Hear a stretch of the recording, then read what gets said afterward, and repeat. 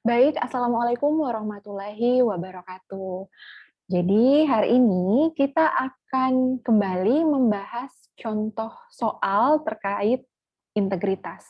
Nah, di video sebelumnya kita sudah membahas dasar-dasar tentang konsep integritas. Nah, di video kali ini kita akan bahas bagaimana sih contoh soal integritas dan bagaimana cara menganalisis soal-soal integritas untuk mendapatkan opsi dengan poin tertinggi. Oke, langsung saja. Soal nomor 1, saat Anda melakukan verifikasi dokumen administrasi pendaftaran CPNS, ada seorang oknum yang mengaku staf panitia seleksi CPNS menawarkan bantuan kepada Anda untuk lolos ujian seleksi CPNS dengan memberikan sejumlah dana tertentu. Di satu sisi, Anda belum memiliki pekerjaan tetap, namun memiliki tabungan yang cukup untuk imbalan jasa orang tersebut. Nah, status Anda sudah menikah dan memiliki 2 orang anak, sehingga tuntutan kebutuhan hidup cukup besar. Bagaimana sikap Anda? Pilihan pertama, menolaknya secara tegas dan menyampaikan kepadanya bahwa hal tersebut melanggar hukum dan ketentuan dalam proses seleksi ASN dan saya ingin menjadi ASN dengan cara yang bersih. Oke, jadi teman-teman boleh di-pause dulu videonya, lalu dijawab. Nah, setelah dijawab, boleh di-play kembali, lalu kita lihat bersama-sama bagaimana pembahasannya. Oke, sebelum saya membacakan opsinya ya, kita lihat dulu soal ini adalah soal terkait integritas. Jadi karakter soal terkait integritas itu biasanya kita ditempatkan pada suatu posisi di mana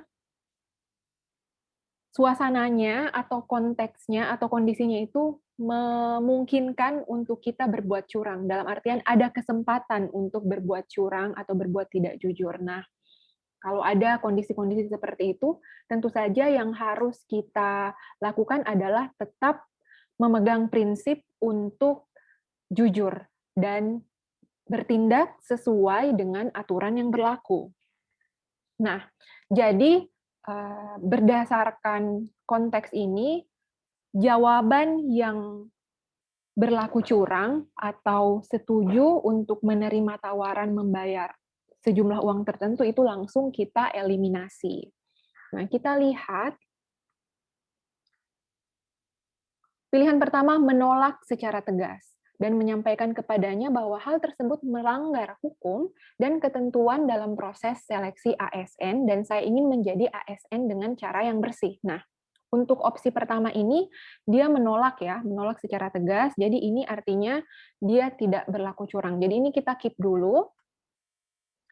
Kita lihat opsi kedua, terima tawaran tersebut. Nah, kalau misalnya baru di kalimat pertama, ini 3 kata pertama, terima tawaran tersebut. Ini tidak perlu dibaca. Sebenarnya ya, untuk menghemat waktu, kita tidak perlu baca sampai habis, karena di kalimat awal ini sudah jelas-jelas menerima. Kalau menerima berarti berlaku curang. Nah, ini langsung kita eliminasi. Kita lihat opsi ketiga, mempertimbangkan tawaran tersebut. Nah, ini kita baru baca di sini saja 3 kata pertama, mempertimbangkan. Mempertimbangkan artinya ada kemungkinan untuk diterima. Kan berarti ada kemungkinan untuk kita berbuat curang. Jadi, ini juga langsung kita eliminasi. Oke, ini dieliminasi. Kemudian yang keempat, melihat potensi diri terlebih dahulu sebelum menerimanya. Nah, berarti ini melihat potensi diri sebelum menerima. Berarti ada kecenderungan juga untuk menerima, kan? Berarti ini langsung kita eliminasi. Tidak perlu lagi dibaca selanjutnya. Kita lihat opsi ke-5, menolaknya secara tegas. Jadi ini menolak, oke ini mungkin jawabannya, kita lihat apa lanjutannya. Nah kalau misalnya menolak berarti oke dia tidak berbuat curang ya. Kita lihat lagi bagaimana selanjutnya, menolak secara tegas dan menginformasikan kepada panitia seleksi instansi bahwa ada seorang oknum yang menawarkan cara curang dalam proses seleksi CPNS. Oke, jadi Setelah kita mengeliminasi 3 opsi, artinya kita sudah bebas dari nilai 1, 2, dan 3. Nah, 2 opsi yang tersisa ini sebenarnya adalah, tinggal mencari yang mana yang 4, yang mana yang 5 ya. Kita lihat lagi kira-kira yang mana opsi yang lebih tinggi nilainya. Jadi yang lebih tinggi nilainya, seperti ini, biasanya kita melakukan sesuatu yang benar, kita melakukan hal-hal yang sesuai dengan aturan. Tetapi yang berbeda adalah, dasar dari tindakan itu. Ada orang yang mematuhi peraturan karena takut pada atasannya, tetapi ada juga orang yang mematuhi aturan karena memang sesuai dengan prinsipnya, karena nilai-nilai itu sudah terinternalisasi di dalam dirinya. Nah, kalau misalnya ada 2 opsi yang, kita ambil contoh ya, misalnya ada yang mematuhi rambu-rambu lalu lintas, misalnya ada lampu merah, kemudian berhenti karena takut ditangkap oleh polisi, kemudian ada juga opsi yang menjelaskan bahwa orang ini mematuhi rambu-rambu lalu lintas karena memang dia sadar bahwa, itu adalah, sesuai dengan norma-norma yang memang seharusnya dipatuhi. Jadi, kita harus memilih yang menunjukkan kita mematuhi aturan karena unsur intrinsik, faktor-faktor intrinsik, dorongan dari dalam diri, bukan karena faktor ekstrinsik atau bukan karena faktor-faktor dari luar diri. Nah, kalau kita lihat dari contoh ini, yang menunjukkan, opsi yang menunjukkan bahwa tindakan itu dilakukan karena adanya eh, dorongan dari dalam diri atau sesuai dengan nilai yang ada di dalam dirinya itu adalah bagian A. Oke, jadi bagian A ini menjelaskan bahwa dia menolak secara tegas dan menyampaikan kepada orang tersebut bahwa hal tersebut melanggar hukum dan ketentuan, dan juga karena dia ingin menjadi ASN dengan cara yang bersih. Jadi, di sini dia menolak dengan tegas, kemudian dia menyampaikannya kepada orang tadi yang memberikan tawaran bahwa dia ingin menjadi ASN dengan cara yang bersih. Oke, kalau kita lihat di bagian D, di sini menolak dengan tegas dan menginformasikan kepada panitia seleksi bahwa ada oknum yang menawarkan cara curang dalam proses seleksi CPNS. Oke, jadi ini juga tindakan yang tepat ya, karena menolak secara tegas lalu memberi informasi kepada panitia seleksi. Tetapi yang A ini lebih tinggi nilainya. Perlu juga diperhatikan untuk poin 5, perlu berhati-hati ya ketika melaporkan sesuatu, itu harus disertai dengan bukti-bukti juga. Jadi harus yakin bahwa Anda punya bukti yang kuat sebelum melaporkan seseorang, seperti itu. Oke, jadi untuk nomor 1, poin yang kita cari adalah di bagian A. Oke, kita lanjut ke soal nomor 2. Untuk soal nomor 2, rekan tim kerja Anda dimarahi oleh atasan pada saat mengumpulkan tugas tim karena sudah telat beberapa menit mengumpulkan tugasnya. Hal ini disebabkan karena rekan Anda harus mengassembly pekerjaan tersebut terlebih dahulu sebelum dikumpulkan. Ditambah lagi semua rekan anggota tim mengumpulkan tugas pribadi mereka juga terlambat, sehingga rekan Anda yang bertugas untuk mengumpulkan setiap pekerjaan tadi menyelesaikan pekerjaannya tidak tepat waktu. Nah, bagaimana sikap Anda? Jadi untuk konteks soal ini, rekan tim Anda dimarahi atasan, padahal sebenarnya itu bukan kesalahan dia. Teman-teman yang lainnya, termasuk Anda, sebenarnya juga turut berkontribusi terhadap keterlambatan tersebut. Tapi atasannya berpikir bahwa itu adalah kesalahan teman Anda sendiri. Nah, kalau Anda berada pada posisi sebagai rekan kerjanya, apa yang Anda lakukan? Bagaimana sikap Anda?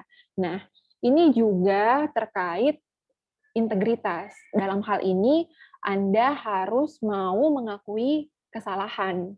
Seperti itu. Jadi berkata sejujurnya sesuai dengan kondisi yang ada. Oke, kita lihat opsi A, mengakui kesalahan kepada atasan jika Anda turut berkontribusi pada masalah tersebut. Oke. Jadi ini positif ya, karena ada kata mengakui kesalahan kepada atasan, bahwa Anda juga turut berkontribusi pada keterlambatan tersebut. Jadi ini kita keep untuk poin A. Kita lihat di poin B, mendengarkan saja rekan Anda dimarahi, setelah itu memberikan semangat untuk tidak dimasukkan ke hati ucapan atasan. Kalau mendengarkan saja berarti tidak menyelesaikan masalah ya, tidak melakukan apa-apa berarti. Tidak mengatasi salah persepsi dari atasan. Oke, jadi ini kita eliminasi.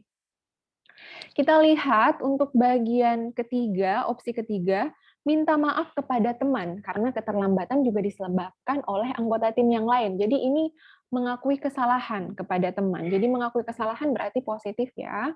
Kita keep dulu. Bagian D, mengakui kesalahan kepada teman dan berjanji tidak akan mengulanginya. Jadi ada janji. Jadi selain mengakui kesalahan, dia berjanji tidak mengulanginya. Oke, ini positif. Ini kita keep dulu. Bagian E, mengajak rekan Anda untuk membicarakannya dan menghibur rekan yang dimarahi atasan. Oke, tapi ini yang bagian E tidak ada permintaan maaf ya. Kalau berbuat kesalahan berarti hal yang pertama adalah mengakui dan meminta maaf, kan berarti ini hanya membicarakan saja, ini kita keep, tidak cocok dengan soal. Nah, kira-kira antara 3 yang tersisa ini yang mana yang paling tinggi nilainya? Di bagian D kita lihat mengakui kesalahan kepada teman dan berjanji tidak akan mengulanginya. Oke, mengakui kesalahan kepada teman itu positif, tetapi sebenarnya yang perlu mengetahui faktanya itu bukan teman Anda, tapi atasan. Karena kan teman Anda pasti sudah tahu bahwa Anda berkontribusi terhadap masalah tersebut. Yang tidak tahu itu adalah atasan. Jadi, yang paling tepat di sini adalah opsi A, mengakui kesalahan kepada atasan bahwa Anda juga turut berkontribusi pada masalah tersebut. Seperti itu. Oke, jadi opsi yang paling tinggi nilainya di sini adalah poin A. Jadi kita harus berkata jujur ya, meluruskan kesalahpahaman atasan bahwa keterlambatan itu bukan karena teman tadi yang dapat marah gitu kan, tapi karena teman-teman yang lain juga terlambat. Jadi harus mengakui kesalahan kepada atasan, agar atasannya tahu bahwa Anda turut berkontribusi pada masalah tersebut. Oke, kita lanjut ke nomor 3. Soal nomor 3, suatu hari Anda dimarahi oleh atasan karena telat mengumpulkan laporan kerja, sehingga Anda dinilai kurang bertanggung jawab dan membuat image Anda buruk. Sedangkan fakta Anda telat mengumpulkan tugas karena printer yang akan Anda gunakan itu bermasalah. Nah, bagaimana sikap Anda? Jadi kalau misalnya melakukan kesalahan, tentu saja kita sebagai bawahan seharusnya meminta maaf ya, meminta maaf dengan sopan, tentu saja menghargai atasan, tetapi juga harus diberitahu sebenarnya masalah yang sebenarnya apa. Jadi berkata apa adanya, sesuai dengan fakta yang ada. Kita lihat opsi A. Opsi A meminta maaf, oke, ini positif, dan menjelaskan jika keterlambatan Anda karena printer perusahaan yang bermasalah. Oke, ini menjelaskan apa adanya ya, ini kita keep dulu. Kemudian pilihan B, meminta maaf kepada atasan dan berjanji tidak mengulangi hal yang sama. Oke, ini ada permintaan maaf positif, berjanji untuk tidak mengulangi kesalahan juga positif, ini kita keep dulu.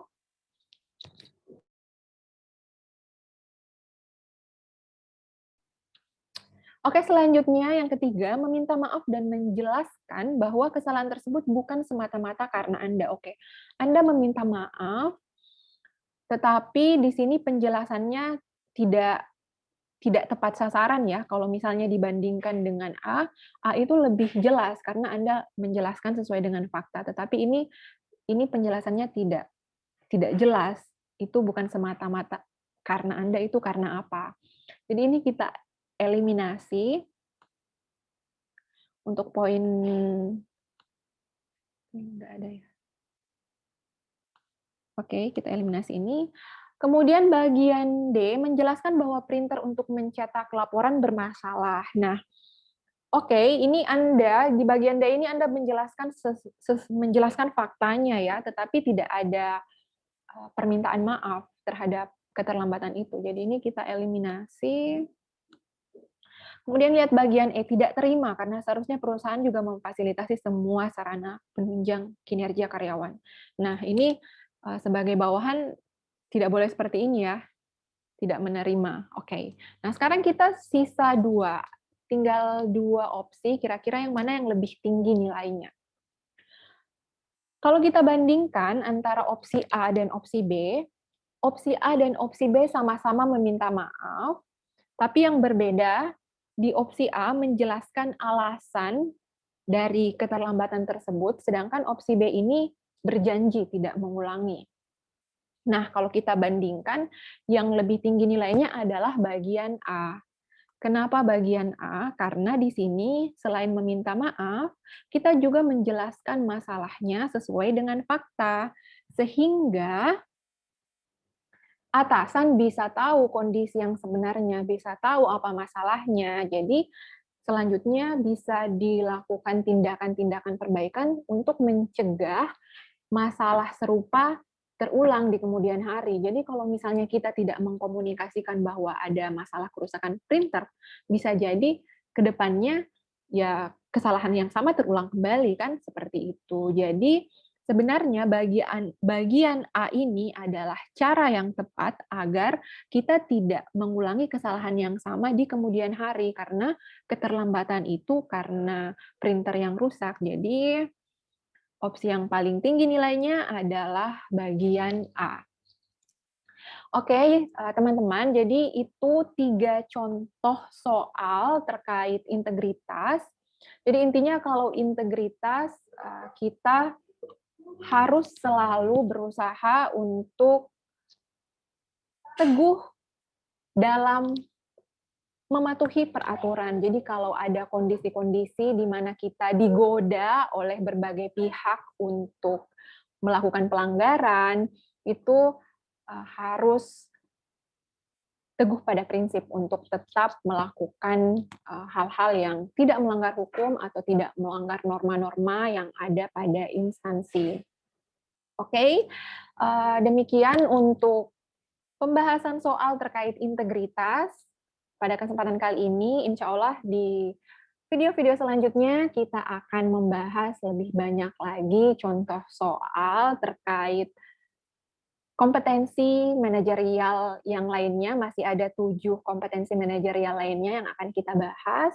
Kalau misalnya teman-teman merasa video ini bermanfaat, silahkan di-share ke teman-teman yang lain supaya lebih banyak dari teman-teman kita yang belajar bersama terkait bagaimana sih cara untuk menganalisis soal-soal integritas dan soal-soal terkait kompetensi manajerial lainnya. Dan sampai jumpa di video selanjutnya. Wassalamualaikum warahmatullahi wabarakatuh.